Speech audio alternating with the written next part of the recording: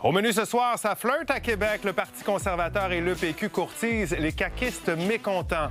Un pas de plus vers une baisse de tension. Il y a un cessez-le-feu de 10 jours qui vient tout juste de commencer entre Israël et le Liban.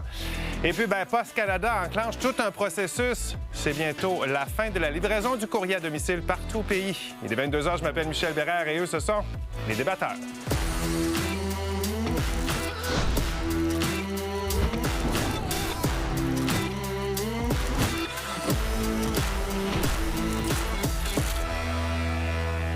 Autour de la table en ce jeudi, on a François, Déborah, Joanne et Victor. Bonsoir à vous quatre. On termine la semaine avec les mots de l'actualité de Déborah et de François, de ce côté-ci de la table.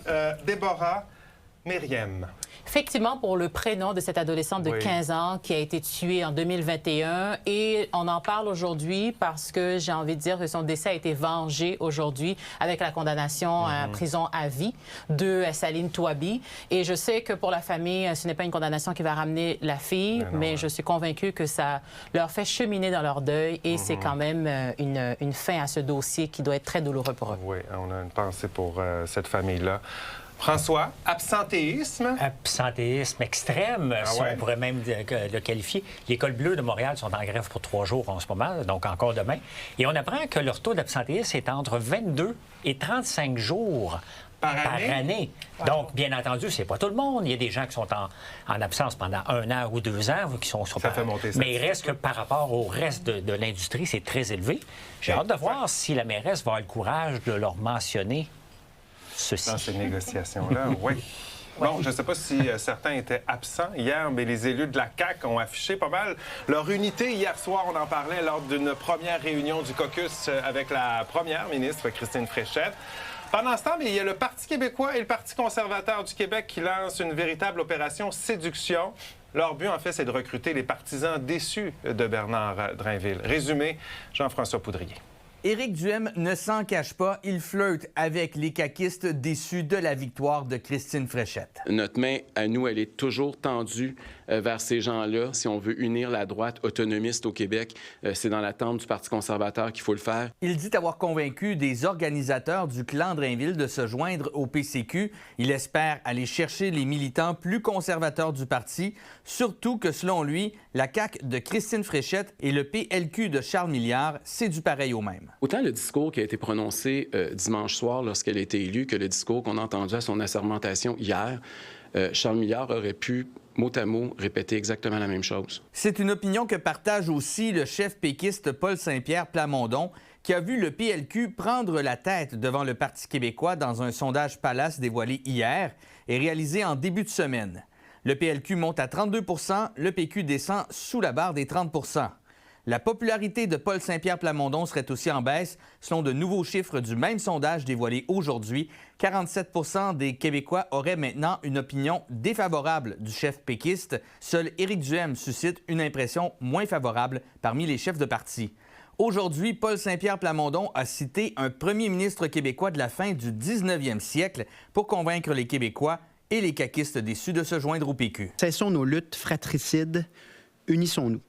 Et ces mots, ce sont ceux d'Honoré Mercier, prononcés il y a 137 ans. Il invite même ceux qui s'opposent à un éventuel référendum. Je pense que ma lettre, c'est juste un pas de recul, de dire, écoutez, là, si vous êtes bleu, là, nous, notre porte est ouverte, puis on est bleu. Le chef libéral Charles Milliard aussi semble vouloir courtiser les francophones. Après avoir été talonné par les journalistes en point de presse ce matin, il a dit qu'il était ouvert à conserver la clause dérogatoire pour protéger des tribunaux certaines dispositions de la loi 96 sur la protection du français, mais il entend quand même faire des changements, notamment quant à la surcharge administrative qu'elle impose aux entreprises. Je trouve qu'elle a été utilisée trop souvent de façon préemptive, mais la protection de la langue française au Québec, c'est primordial au Parti libéral du Québec. Oui, je serai en faveur de la conserver si je peux faire les changements que je veux. Le PLQ a par ailleurs recruté la docteure Cécile Tremblay, qu'on a souvent vue pendant la pandémie. Elle sera candidate dans la circonscription de Sainte-Rose à Laval. À l'Assemblée nationale, Jean-François Poudrier pour Nouveau Info. Bon, commençons en parlant de Dr Tremblay. Déborah, qu'est-ce que tu penses de cette prise-là? Est-ce que c'est une bonne prise pour le Parti libéral? Je trouve que c'est une excellente prise et même c'est une autre prise surprise, mais une très bonne nouvelle pour le PLQ, surtout après celle d'hier avec Farnell Morissette. Donc oui, on voit des personnalités quand même connues et reconnues dans les médias qui ont une voix, qui ont positionné leur voix publique au cours des dernières années. Donc moi, je pense que c'est une excellente prise et on va voir si elle va faire son chemin peut-être dans un futur Conseil des ministres si le PLQ, bien évidemment, est élu au pouvoir. Ah, là, c'est dans longtemps, ça. Oh, bien sûr. Oh, 5 mois, c'est court et long en même temps, Michel. En même temps. Qu'est-ce que tu penses, Joanne, de Charles Milliard qui veut renforcer la protection du français? C'est une façon assez facile d'essayer de rassurer le vote francophone, mais c'est intéressant parce qu'il y a un sondage qui date de peut-être 2-3 semaines qui disait que les jeunes francophones qui se sentent un peu perdus se penchent plus vers les libéraux parce qu'ils ne veulent pas trop entendre parler d'un référendum pour l'instant. Donc, ça joue... Oui, on veut protéger la langue française, mais pour moi, la langue française, elle est déjà protégée. Il y a déjà beaucoup de langues, de lois en place, puis ça passe par le système d'éducation pour moi. Victor, est-ce que c'est une façon pour le chef libéral de montrer son côté nationaliste? Tout à fait. C'est une façon de définir son nationalisme. Et du côté des libéraux, on voit que ça grenouille un peu. Il y a des gens dans le caucus qui ne sont pas contents. Il va falloir qu'ils prennent note d'une chose. S'ils veulent gagner des élections, il va falloir qu'ils lâchent ces débats-là. Les libéraux ont besoin de prendre acte sur 96. Et je rappellerai aux libéraux que le seul moment où Robert Bourassa a utilisé la clause dérogatoire, c'est sur la question linguistique. François, est-ce que tu t'attends à ce que des caquistes changent de camp? Parce qu'on voit ce petit flirt là, qu'il y a là à Québec. Là. Écoute, je pense tout le monde est un peu brûlé des transfuges. Ça serait très mal placé en ce moment qu'il y en ait un qui ose quitter la CAQ pour aller vers un autre parti. Il n'y a aucune chance de se faire réélire. S'il veut le faire aux élections éventuellement, peut-être, mais qu'il finisse son mandat parce que sinon... Non, on les accepte au fédéral. Pourquoi on les accepterait pas au provincial? Bon, on les accepte, mais on est critique. Hein? Bon, vous vous rappelez sûrement, on va changer complètement de ton là, de ce drame. C'est un adolescent de 14 ans abattu en septembre 2024 à Frampton, en Beauce. Bien, il y a 2 hommes qui ont été arrêtés par la Sûreté du Québec en lien avec la mort de ce jeune homme. Donc, ce jeune homme s'appelle Mohamed Yanis Segouhani. Lui et un ami s'étaient fait recruter sur les réseaux sociaux pour aller tirer des coups de feu sur un repère d'un club-école des Hells Angels.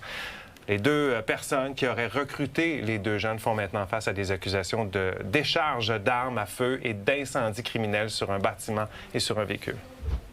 On a vu le beau coup de filet que la Sûreté du Québec a fait dans ce dossier-là aujourd'hui. On a vu dans les dernières semaines également le SPVM, entre autres avec le projet Aurora, qui a fait plusieurs arrestations pour arrêter justement des commanditaires qui se cachent derrière les réseaux sociaux ou les applications cryptées pour donner des contrats pour commettre des crimes, des contrats que ces jeunes-là prennent malheureusement.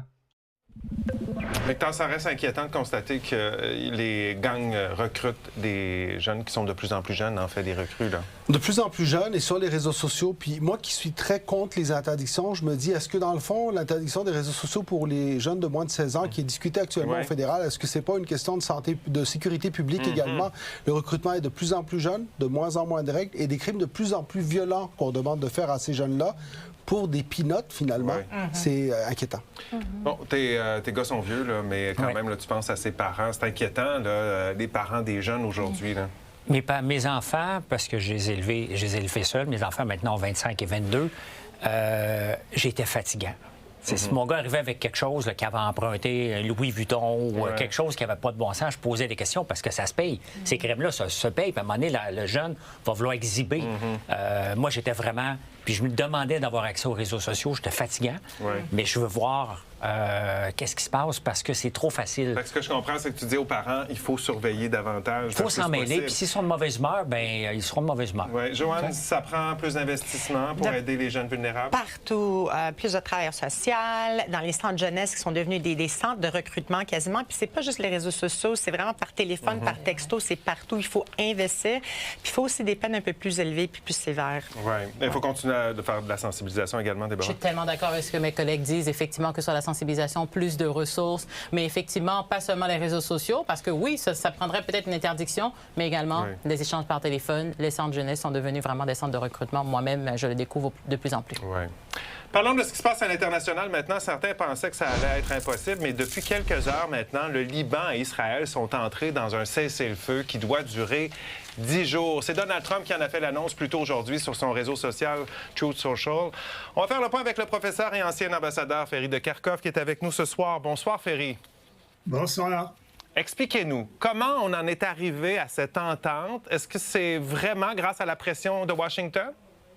Je crois qu'il faut faire ça un peu au grand galop, parce qu'il faut se rappeler qu'en 1948, on a créé l'État d'Israël, mais on n'a pas créé un État palestinien, d'où la naissance de l'Organisation de la libération de la Palestine avec des militants.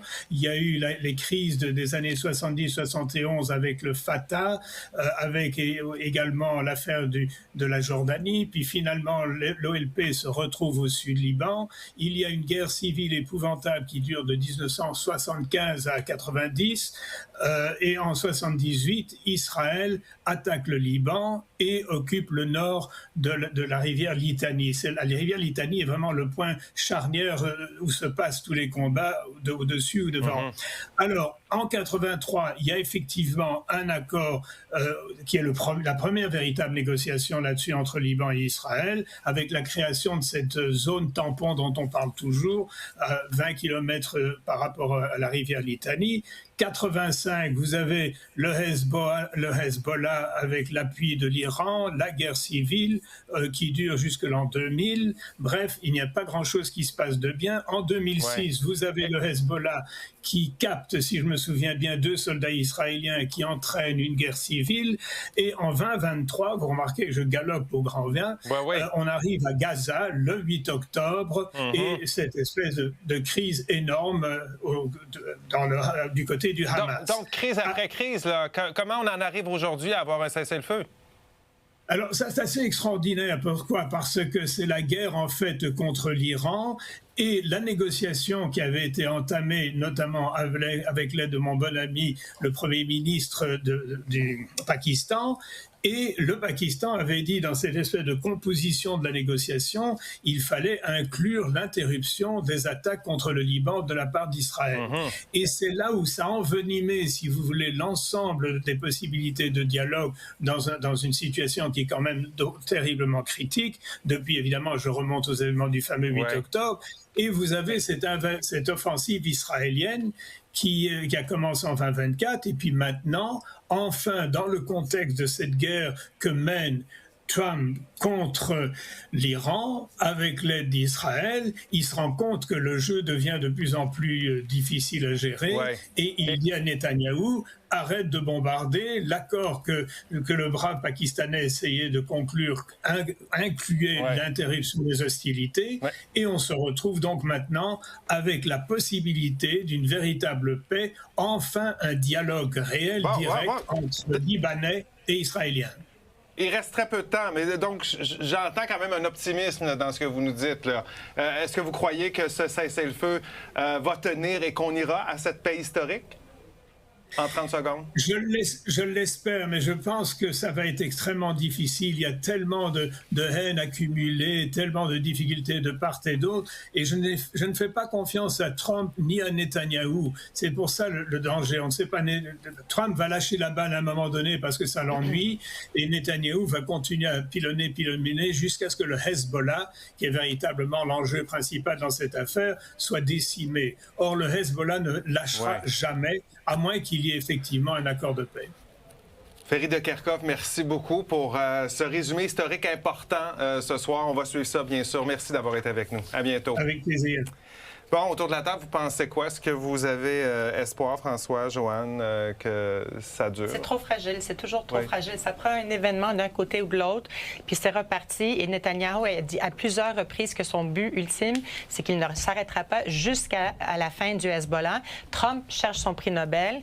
Trump a des élections mi-mandat. Jeune MAGA ne veut plus rien savoir de ces guerres. Donc, voilà.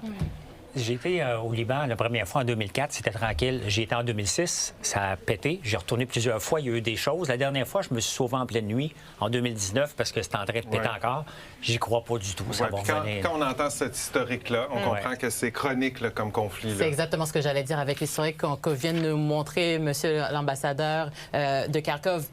On voit que ça ne va pas s'arrêter juste avec un cessez-le-feu ou un accord tout de suite. Ça risque de s'envenimer, de repartir, parce que les deux présidents américains et israéliens ont des motivations de maintenir ces guerres-là. Oui, et comme tu nous l'as dit souvent dernièrement, on a une pensée, bien sûr, au peuple libanais. On suit ça, bien sûr, tous ensemble. Maintenant, à suivre dans l'émission, après la pause, dans la foulée de la mort d'un jeune de 15 ans, il y a une vaste coalition qui demande d'interdire la vente de boissons énergisantes aux mineurs. Est-ce qu'il faut aller jusque-là? On en discute au retour.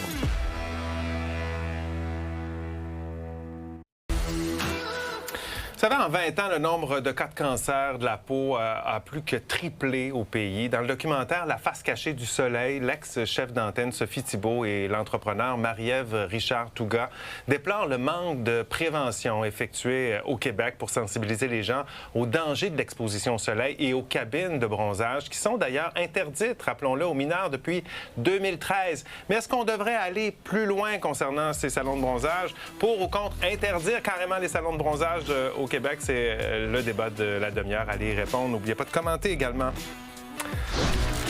Il y a 2 ans, Zachary Miron, 15 ans, est décédé après avoir bu une boisson énergisante alors qu'il était sous médication pour son TDAH. La famille de l'adolescent s'est alors lancée dans un combat pour interdire ces breuvages aux moins de 16 ans. Et là, il y a une vague de mobilisation du secteur scolaire qui s'organise. Reportage, Lily Mercure.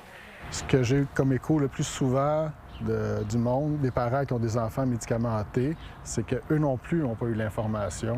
La dangerosité du mélange des boissons énergisantes avec les médicaments pour le TDAH aurait dû être une information publique, selon le père de Zachary Miron, qui est décédé tragiquement en janvier 2024 après avoir bu une Red Bull. Les parents de l'adolescent de 15 ans ont lancé une pétition pour réclamer l'interdiction de la vente des boissons énergisantes aux mineurs. La pétition parrainée par le député solidaire Guillaume Clich-Rivard avait récolté près de 21 000 signatures jeudi après-midi. On essaie de mobiliser le plus de monde à notre cause, puis ils s'embarquent parce que le monde voit l'intérêt et voit l'importance de notre cause. Maintenant, plus de 21 organisations scolaires, tant du milieu public que privé, s'unissent au combat des parents de Zachary. On remarque qu'il y avait un rapport qui avait été commandé par le ministre Dubé, ministre de la Santé à l'époque, en 2023. Et un rapport qui, lorsqu'on l'a publié, prônait l'interdiction de la vente et de la distribution de boissons énergisantes, caféinées, chez les mineurs. C'est resté lettre morte. Là, il y a eu un décès. Je pense qu'il faut bouger, là. Là, c'est temps qu'on bouge, là. L'externat Sacré-Cœur à Rosemère fait partie des établissements privés qui ont lancé un appel à l'action. C'est aussi l'école que fréquentait Zachary. Et on sait l'adolescent est décédé lors d'un voyage de ski avec son école. Ce que je peux vous dire, c'est que de perdre un élève en cours d'année...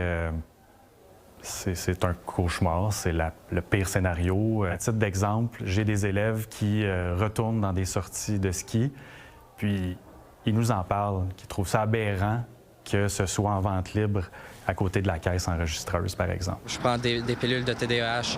Moi, je sais c'est quoi les conséquences de boire trop de boissons énergétiques. J'ai déjà eu des complications dans le passé avec ça. La pétition est en ligne sur le site web de l'Assemblée nationale jusqu'au 25 mai prochain. À Rosemère, Lily Mercure, pour Nouveau Info. François, t'es d'avis qu'il faut interdire ce type de boisson-là aux gens? Normalement, je suis contre l'intervention de l'État, mais ici, c'est important parce que, tu sais, quand j'ai eu le centre d'appel avec 3000 employés, j'ai appris rapidement que si tu ne mets pas des règles, tu peux pas demander à un groupe de les suivre pour le mieux de l'entreprise ou le mieux de l'être humain. On n'a pas le choix. C'est nouveau depuis quelques années, mais on voit les ravages de ça, là, définitivement. Ça peut être dangereux. Est-ce que l'interdiction, c'est la solution ou la seule solution? Je pense que c'est une solution qui est intéressante. Moi, ce qui m'inquiète toujours des interdictions, c'est que l'interdit devient attrayant pour un jeune.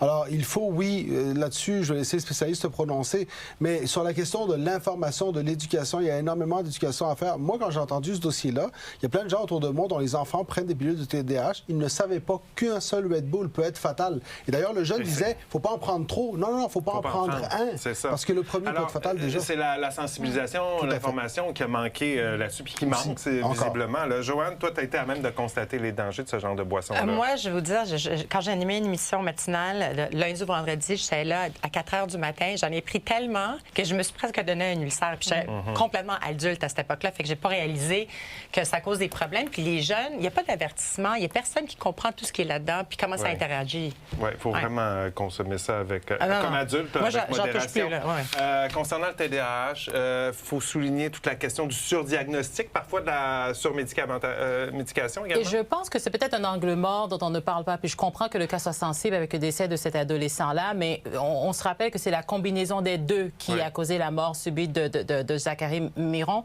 Et c'est vrai qu'on n'en parle pas beaucoup dans cette médication pour le TDAH et aussi le fait qu'on surdiagnostique beaucoup de jeunes et qui doivent prendre cette médication-là. Donc oui, avec une boisson énergisante, c'est vraiment pas la chose à faire, mais aussi beaucoup de jeunes qui prennent bien cette cibler les diagnostics. Notre sondage express en ce jeudi, ça porte là-dessus. On vous demande, est-ce que vous consommez, vous, des boissons énergisantes? Tiens, on veut savoir.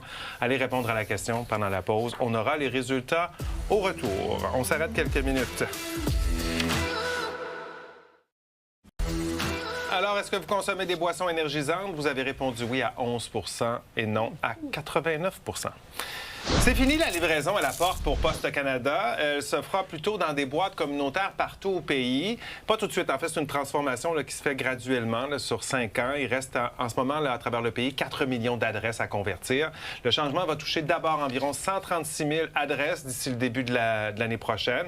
Cette mesure va permettre à Poste Canada d'économiser 700 millions de dollars. Je vous rappelle que l'organisation accumule des pertes annuelles qui s'élèvent à 1 milliard de dollars annuellement. François, tout le monde a pensé à toi. Ben oui, j'ai été bombardé, je ne sais pas pourquoi. T'es bombardé puis t'es touché, d'ailleurs. Oui. Bien, je l'aurais pu ni à la campagne, ni à Montréal, mais j'ai été le chercher aujourd'hui à Montréal. J'avais juste des niaiseries, un chèque pour mon gars et des pamphlets publicitaires. Je pense pas que le gars ait trouvé que c'était une niaiserie. Non, il était bien content. Mais... il n'y avait pas grand-chose. Ça va coûter combien? C'était parce qu'on n'a rien changé, là. On n'a rien changé, on a rajouté un coût supplémentaire. C'est quoi, ça aurait été mieux d'y aller une fois par semaine, par exemple? Ben oui, parce que là, on n'a rien changé. Les facteurs vont travailler tous les jours, mais au lieu de venir à la maison, ils vont se rendre dans une boîte communautaire. C'est le même coût pour les usagers. C'était la décision à prendre? Ça fait longtemps qu'on dit que c'est la décision à prendre. D'ailleurs, sur ces mêmes ondes, on en parlait à chaque débat. Oui, c'est la décision à prendre, mais là, c'est juste le début, parce que ça, c'est une première étape. Tu parlais du déficit de 1 milliard, on va économiser 700 millions. Il en manque 300. Il faut se rappeler que ce milliard-là, c'est nous autres qui le payent comme contribuables, et on n'est toujours pas rentable à Poste Canada. Mais il ne faut pas oublier, Joanne, les personnes vulnérables, parce que ces personnes-là, ça va avoir un impact pas mal important. Je pense aux personnes vulnérables, les personnes âgées qui dépendent vraiment sur le courrier, qui arrivent à la maison, qui n'ont pas encore, ils ne connaissent pas bien l'Internet, qui ne savent pas comment envoyer des courriels. Puis il y en a beaucoup plus qu'on pense. Donc, je pense beaucoup à eux maintenant. Oui, en effet. Est-ce que ça te rend nostalgique, ça, Déborah, une annonce comme celle-là? Oh oui, je pense à mon facteur parti à la retraite, heureusement pour lui. Mais oui, je pense à toutes ces activités qu'on faisait et que les futures générations vont appeler ça à l'ancien temps. Recevoir du courrier à la maison, peut-être. Donc, avec cette nouvelle-là, c'est beaucoup de nostalgie. Il y en a déjà qui appellent ça comme ça, l'ancien temps. Les plus jeunes. Voilà comment on a vu l'actualité à vos cellulaires, tablettes, place au grand débat. On va parler de salon de bronzage ce soir. Ça commence dans 30 secondes.